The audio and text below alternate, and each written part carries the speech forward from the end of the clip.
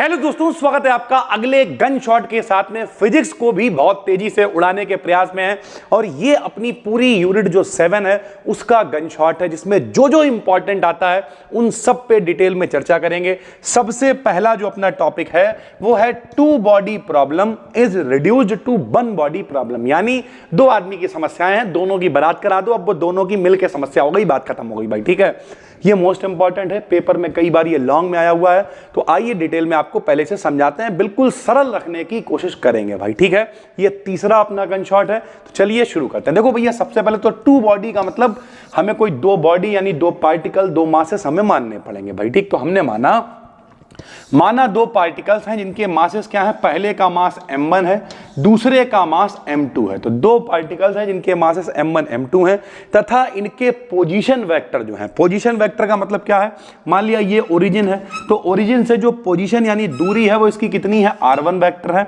इसकी कितनी है भाई, r2 वेक्टर है। यहां पे r1 लिख गया, इसे ठीक कर लेना, ये r2 वेक्टर है भाई। ठीक है, हम लोगों ने त्रिभुज का नियम पढ़ा हुआ है।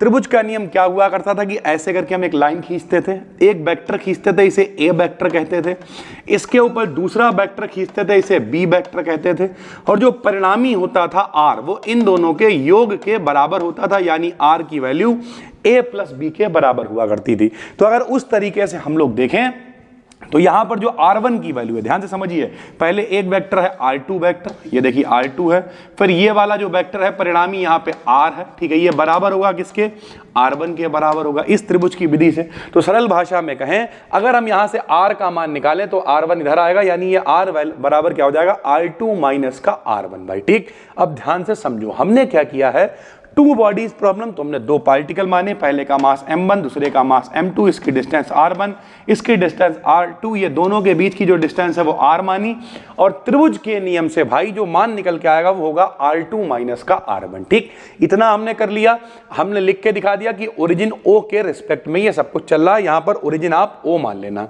हमने लिखा सेंटर ऑफ मास, जो पहला वन शॉट था उसमें हमने आपको बताया था कोई भी बॉडी हो, कोई भी पिंड हो, जैसे ये पेन है, इसका जो सेंटर ऑफ मास है, इसका जो मास है एक निश्चित बिंदु पर केंद्रित होगा। हम यहां से रोकना चाहे नहीं रुकेगी, यहां से रोकना चाहे तो थोड़ा सा दिमाग लगाएंगे तो रुक जाएगी, क्योंकि इसका सेंटर ऑफ मास यहां पर है। तो सेंटर ऑफ मास का फार्मूला होता है RCM बराबर m1 r1 plus m2 r2 बटे में m1 प्लस m2 भाई। ठीक है, अगर RCM O पर हो, अभी आप देखो इस तरीके का डायग्राम है, ये ओरिजिन O है, और अगर सेंटर ऑफ मास यहीं पर हो तो ओरिजिन O का मतलब क्या होता है, 0,0, यहां पे वैल्यू 0 होगी। तो अगर RCM जो है वो O पर है तो जो RCM की वैल्यू है वो कितनी हो जाएगी, 0। जब ये 0 होगा, इसे इधर लाओगे भैया गुणे में, तो ये m1 प्लस m2 की 0 से गुणा होगी, ये भी क्या हो जाएगा, 0। तो क्या आएगा, m1 r1 प्लस का m2 r2 बराबर आ जाएगा 0। ये देखो भैया, हमने कहां से शुरुआत करी है, आसान है। सबसे पहले हमने सेंटर ऑफ मास का फार्मूला लगाया है और हमने कंडीशन मान ली कि ओरिजिन यानी 0 पे ही सेंटर ऑफ मास है, तो फिर RCM 0 हो जाएगा, और जब RCM 0 होगा तो क्रॉस मल्टीप्लाई में ये भी 0 हो जाएगा, यानी m1 r1 plus m2 r2 की वैल्यू कितनी आ जाएगी, 0 हो जाएगी।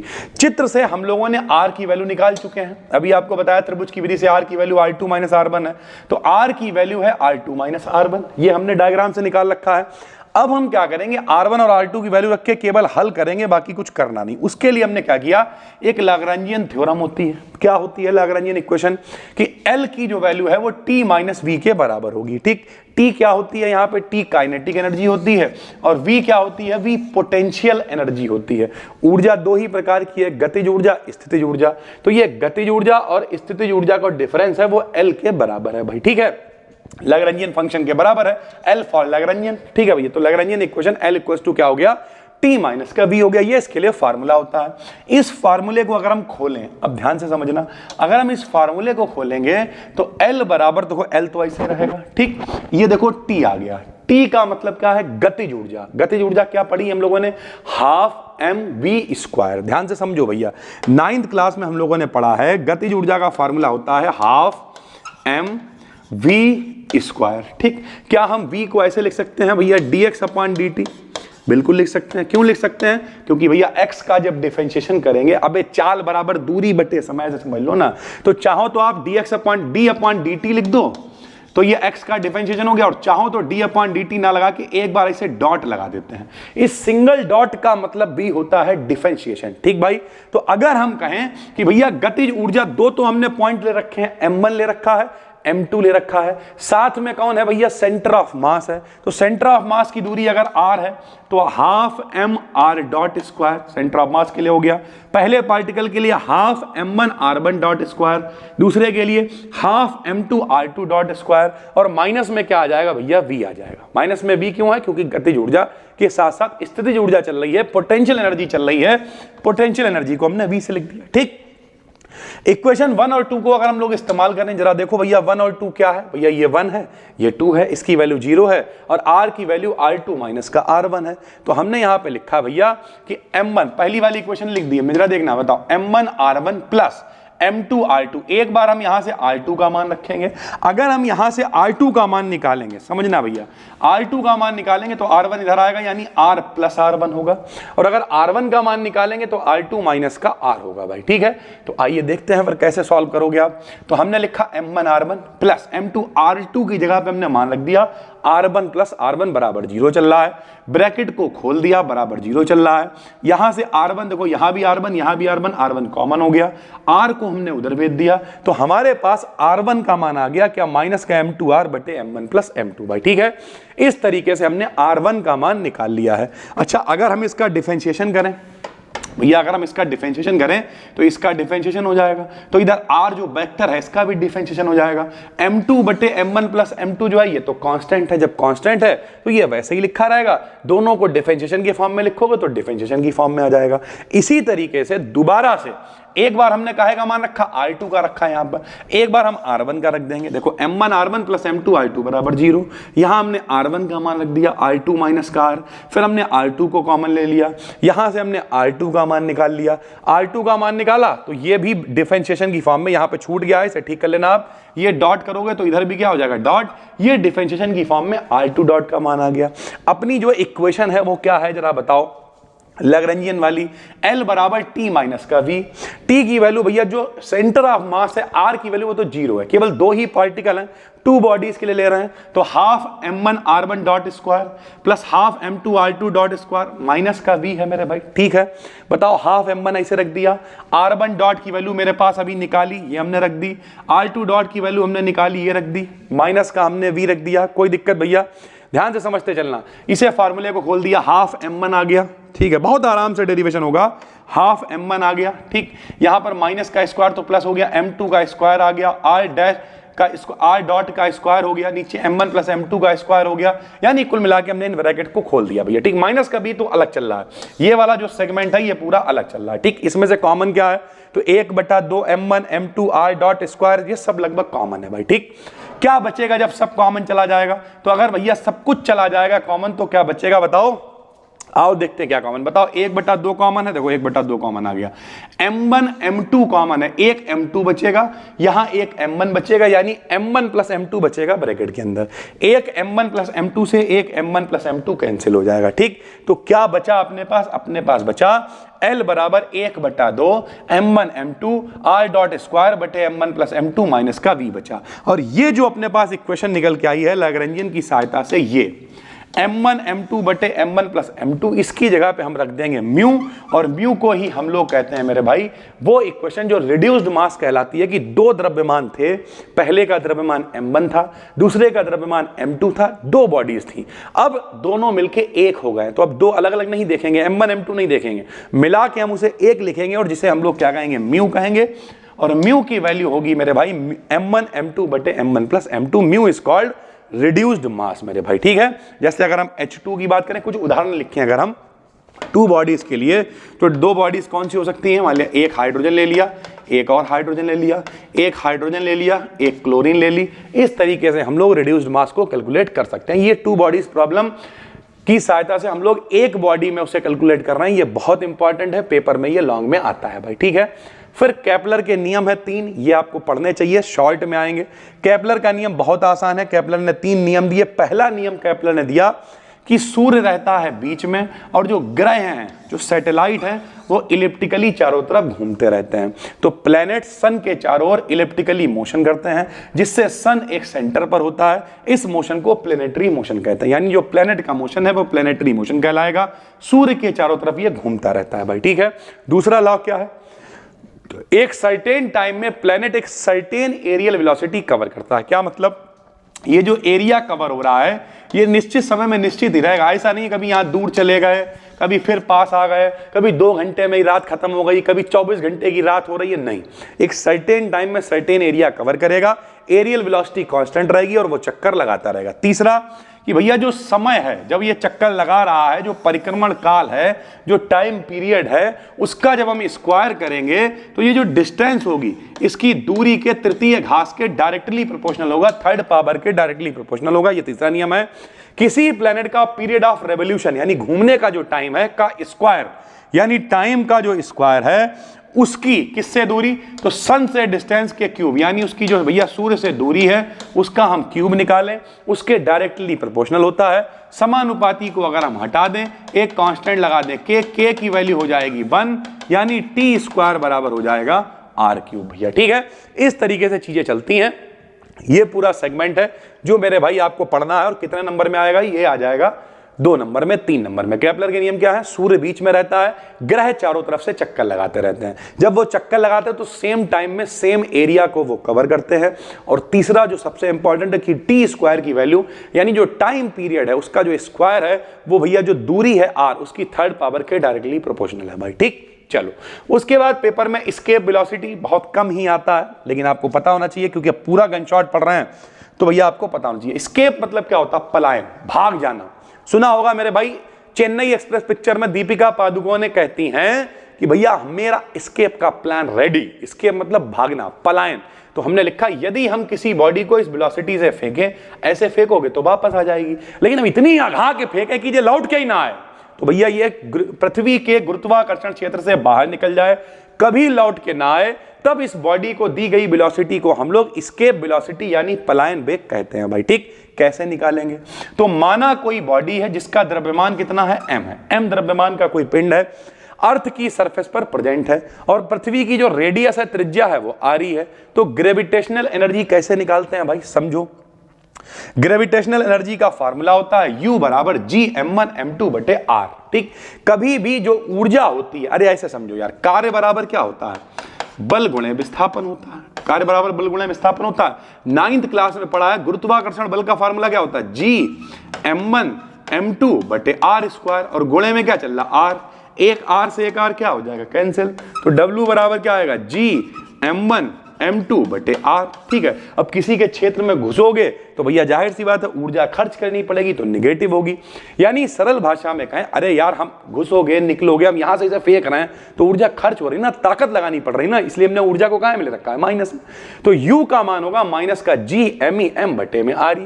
नेगेटिव साइन ये शो कर रहा है कि बॉडी को ग्रेविटेशनल फील्ड से इनफाइनाइट तक ले जाने में कार्य करना पड़ता, दम लगानी पड़ेगी, तब गुरुत्वाकर्षण क्षेत्र से बाहर निकल पाओगे। ऐसे आप किसी के क्षेत्र से बाहर नहीं निकल पाओगे भाई, ठीक है। यह एनर्जी बॉडी की काइनेटिक एनर्जी के बराबर होगी। स्थितिज ऊर्जा मतलब क्या, जैसे इस दीवार के अंदर स्थितिज ऊर्जा है, पोटेंशियल एनर्जी है, हमें इस दीवार को गिराना है, तो ये कब गिरेगी, एक लात मारे गिर जाएगी, नहीं, जब हम इतनी अघा के इसमें लात मारेंगे कि मेरी गतिज ऊर्जा इसकी स्थितिज ऊर्जा के बराबर हो जाएगी, तब ये गिर जाएगी, वरना नहीं गिरेगी भाई, क्योंकि स्थितिज ऊर्जा ज्यादा है, तब तक कैसे गिरेगी। तो भैया जब भी कभी हमें ये एनर्जी है, जो भी ये एनर्जी है, इसे हमें लाना पड़ेगा किसके बराबर, काइनेटिक एनर्जी के बराबर लाना पड़ेगा। तो हमने लिख दिया 12mv²। 12mv² कहां से उठा ला है, तो 12mv² गतिज ऊर्जा का फार्मूला है। स्थितिज ऊर्जा कितनी है, तो Gmem/r है। यहां से देखो जो कटे उसे काट लो, m से m हो जाएगा कैंसिल, समझो। m से m क्या हो गया भैया, कैंसिल हो गया, ये देखो m से m कैंसिल हो गया, क्या बच्चा बताओ, ve बचा, स्क्वायर हटाया, अंडर रूट आ गया, ठीक है। बाकी तो क्या, 2 को ऊपर भेज देंगे तो √2 Gme/r आ गया। छोटे क्लास में पढ़ाया जाता है भैया g और g में क्या रिलेशन होता है, तो Gme बराबर होता है भाई Gre²। Gme बराबर क्या होता है, Gre² होता है। तो Gme बराबर हमने Gre² रख दिया। 2 ऐसे ही रहेगा, यहाँ जी आर ई स्क्वायर आ गया, एक आर ई से एक आर ई कैंसिल हो जाएगा, वी ई क्यों लिख रहा है, ई फॉर एस्केप वेलोसिटी, पलायन वेग। तो इस तरीके से पलायन वेग का मान कितना आ जाएगा, √2 जी आर ई। कैसे हुआ एस्केप वेलोसिटी का, पहले तो मान भी रख दे रहा, फिर बताते हैं।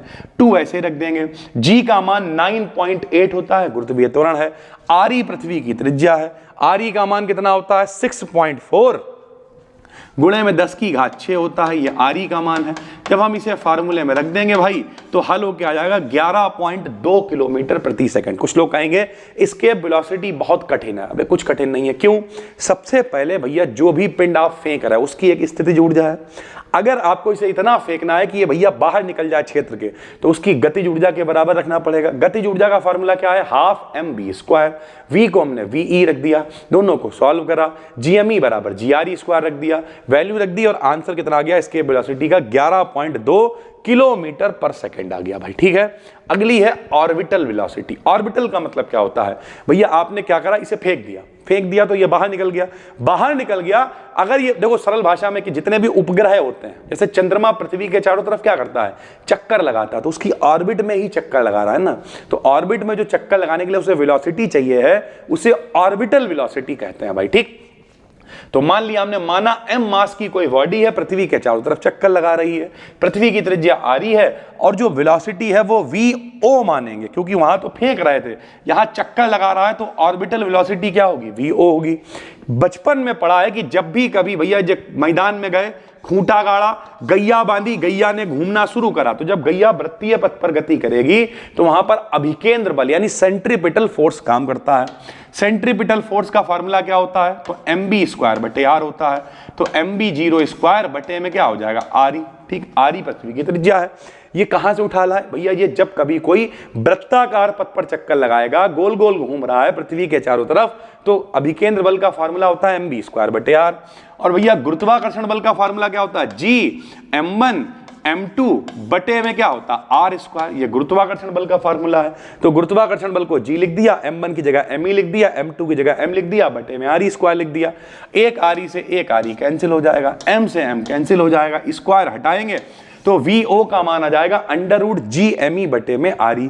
gme बराबर क्या होता है, gre² होता है, तो हमने gme की जगह पे क्या रख दिया, gre² रख दिया, आरी से आरी कैंसिल हो गया, तो vo बराबर आ जाएगा √gre। g का मान 9.8 रख दिया, आरी का मान 6.4 गुणे 10 की घात 6 होता है, और जब आप इसे हल करोगे तो आंसर आएगा 8 किलोमीटर प्रति सेकंड, जो कि यही आएगा मेरे भाई। आपको याद भी डायरेक्ट होना चाहिए कि एस्केप वेलोसिटी का मान 11 के करीब होता है और ऑर्बिटल वेलोसिटी का मान 8 के करीब होता है भैया। ठीक है, दोनों में अगर रिलेशन पूछ ले, मान लिया 2 नंबर में ये कई बार आ जाता है, तो रिलेशन के लिए क्या करोगे, अभी निकाला ve बराबर √2 gre होता है, vo बराबर √gre होता है, दोनों को भाग देंगे तो gre कैंसिल हो जाएगा, यानी ve बराबर क्या हो जाएगा, √2v0 आ जाएगा भाई। ठीक, उसके अलावा एनर्जी ऑफ अ सैटेलाइट, किसी सैटेलाइट समझते हो, सैटेलाइट मतलब क्या होता है, उपग्रह जो ग्रहों के चारों तरफ चक्कर लगाएंगे। बहुत ही आसान है, मान लिया कोई सैटेलाइट है, लो समझाते हैं। मान लिया कोई उपग्रह है जिसका द्रव्यमान कितना है, m है, पृथ्वी का द्रव्यमान मान लिया me है, त्रिज्या पृथ्वी की re है, और भैया ये h ऊंचाई पे लगातार चक्कर लगा रहा है v वेलोसिटी से। ठीक, तो हमने यही लिखा है कि माना कोई सैटेलाइट जिसका मास m है, पृथ्वी से h ऊंचाई पर चक्कर लगा रहा है, सेम कंडीशन रहेगी, mv²। जब भैया वृत्ताकार पथ पर गति करेगा तो अभिकेंद्र बल काम करेगा, अभिकेंद्र बल का फार्मूला क्या होगा, mv²/r होगा। ठीक, बराबर में भैया गुरुत्वाकर्षण बल का फार्मूला क्या होगा, Gm1 m2/r² होगा। अब कितनी ऊंचाई पर चक्कर लगा रहा है, तो re प्लस त्रिज्या re, तो भाई h ऊंचाई पर चक्कर लगा रहा है, तो हम r की जगह पे क्या रख देंगे, re प्लस h रख देंगे, तो m से m कटेगा, r से r कटेगा, vo बराबर आ जाएगा √gme बटे में r का मान re plus h। Kinetic energy कैसे निकलेगी, हमने देखो यहां से v निकाल लिया। काइनेटिक एनर्जी का फार्मूला क्या होता है, k बराबर ½ mv²। v जो हमने यहां से निकाला यहां रख देंगे, देखो भैया अंडर है, स्क्वायर से अंडर खत्म हो जाएगा, तो ये देखो काइनेटिक एनर्जी निकल के आ जाएगी। ये पीडीएफ आपको फ्री में टेलीग्राम पे अपना चैनल है BDKDN BSc, वहां पर मिल जाएगी, आराम से देख डालो। हालांकि ये पेपर में एनर्जी वगैरह आती नहीं है। ठीक, तो ये काइनेटिक एनर्जी आ गई। अगर पोटेंशियल एनर्जी निकालनी हो तो पोटेंशियल एनर्जी क्या होती है भैया, सैटेलाइट को अनंत से या तो यहां से हम फेंकें बाहर निकल जाए या फिर अनंत से पृथ्वी के क्षेत्र में लाएं, तो उसे हम लोग कहेंगे पोटेंशियल एनर्जी। पोटेंशियल एनर्जी को कैसे निकालोगे भैया? किया गया कार्य ऊर्जा के बराबर होता है, तो हम कार्य निकालेंगे। कार्य काहे में होगा? माइनस में होगा, क्योंकि मेहनत करनी पड़ेगी। कैसे निकालोगे? सब मैथ वाले बच्चे हो तो हम समाकलन कर देंगे कि अनंत से लेके आ रहे हैं, पृथ्वी के क्षेत्र में r दूरी तक लेके आ रहे हैं। कार्य बराबर क्या होता है? बल गुणे विस्थापन, तो F लिख देंगे, इनटू में dr लिख देंगे, यानी बल गुणे विस्थापन हो गया।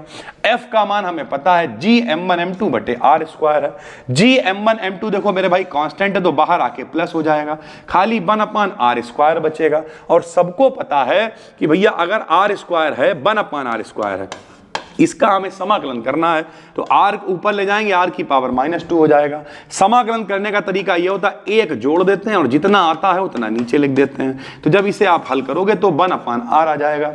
मैथ वाले बच्चे हो पता है, ऊपर वाली लिमिट ऊपर लिख देते हैं, नीचे वाली लिमिट हम लोग नीचे लिख देते हैं। लिमिट लगाने का तरीका यह होता है, पहले ऊपर वाला मान लिखते हैं तो 1/r आएगा, माइनस नीचे वाला मान लिखेंगे तो 1/ अनंत आएगा। इस तरीके से u बराबर आएगा माइनस का Gm बटे में r।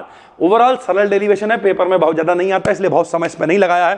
टोटल एनर्जी करेंगे तो गतिज ये निकाली है, स्थिति ये निकाली, दोनों को जोड़ देंगे तो ये कुल ऊर्जा निकल के आ जाएगी किसी सैटेलाइट के लिए। ठीक है, किसी launching of a man made satellite, किसी सैटेलाइट को अगर लॉन्च करना हो तो इतनी ताकत तो है नहीं कि हम इसे हाथ से फेंक दें और वो पृथ्वी के क्षेत्र से बाहर निकल जाए, नहीं निकल पाएगा। तो क्या करते हैं, अर्थ की ऑर्बिट में आर्टिफिशियल सैटेलाइट को भेजने के लिए मल्टी स्टेप रॉकेट का प्रयोग करते हैं। ऐसा रॉकेट होगा जो कुछ दूर जाएगा, उसका कुछ हिस्सा खुल जाएगा, फिर और जाएगा, फिर कुछ हिस्सा खुल के अलग हो जाएगा, फिर और जाएगा। जैसे आपने देखा होगा मिशन मंगल पिक्चर में, खुलता जाता है, अलग होता जाता है, खुलता जाता है, अलग होता जाता है। ठीक है, तो launching of a man made satellite के लिए हमें क्या करना है कि भैया जब भी कभी किसी सैटेलाइट को भेजना होता है उसे रॉकेट पर रख देते हैं। जब रॉकेट अपनी मैक्सिमम हाइट पर पहुंचता है तब एक स्पेशल मैकेनिज्म के द्वारा सैटेलाइट ऊपर की ओर फोर्स एक्ट करता है, जिससे एक हॉरिजॉन्टल वेलोसिटी प्रोड्यूस होती है।